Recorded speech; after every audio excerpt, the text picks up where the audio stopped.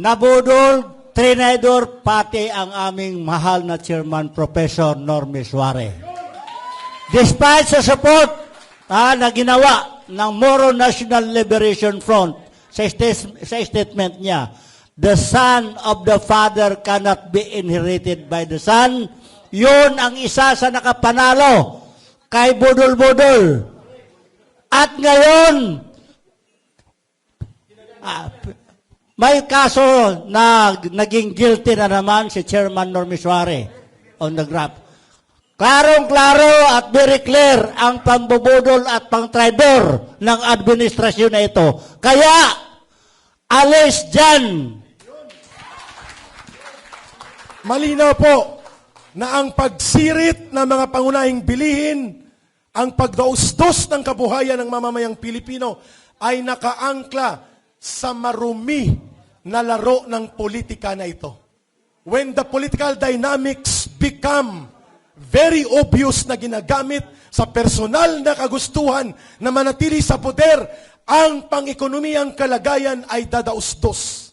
Kaya kahit 50 beses mag-ikot sa buong mundo at talunin ni Marcos, si Magellan, si Pegapieta sa pag-circumnavigate sa buong daigdig, hindi unlad ang bansa sapagkat unstable ang politikang kalagayan at daustos at very fragile, marupok na marupok ang pundasyon ng ekonomiya ng bansang ito.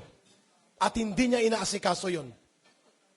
Paano bababa ang presyo ng bigas kung ang nagkukontrol ng industriya ng bigas ay mga kartel at mga sindikato ng mga smuggler? At ano ang solusyon dyan? Decisive law enforcement led by the President. No need of additional law. No need of ayuda. Ipatupad mo ang batas laban sa mga smuggler at rice cartel. Buwagin ang sindikato sa droga at buwagin ang mga kriminal. Yun ang hinahanap ng taong bayan sapagkat kung yun ang inuna at ipinagpatuloy, ay siguradong aangat ang kalagayang pang-ekonomiya because a lot of foreign and domestic business will trust the government. Yun ang hinahanap.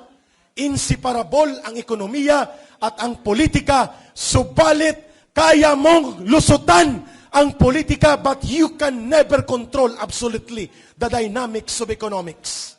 May dynamics ang economics na kapag sumarurot at kumalam ang sikmura ng mamamayang Pilipino, sila ay mawawalan ng pasensya sa uri ng pamumuno mo.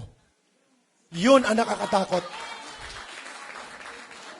Yun ang nakakatakot. Imagine na mamatay ang mga sundalo sa mga labanan sa terorista, hindi mo makikita ang Pangulong nagbibisita sa mga sundalong napapaslang, napuputulan ng kamay. Samantalang si Rodrigo Duterte sa panahon niya, kahit ating gabi, balik-balikan niya ang mga biktima ng digmaan sa Mindanao, lalo na sa Marawi, at nasaksihan ko yan nung ako'y consultant sa Camp Evangelista habang nakikipagdigma ang gobyerno sa ISIS terrorist group sa Marawi.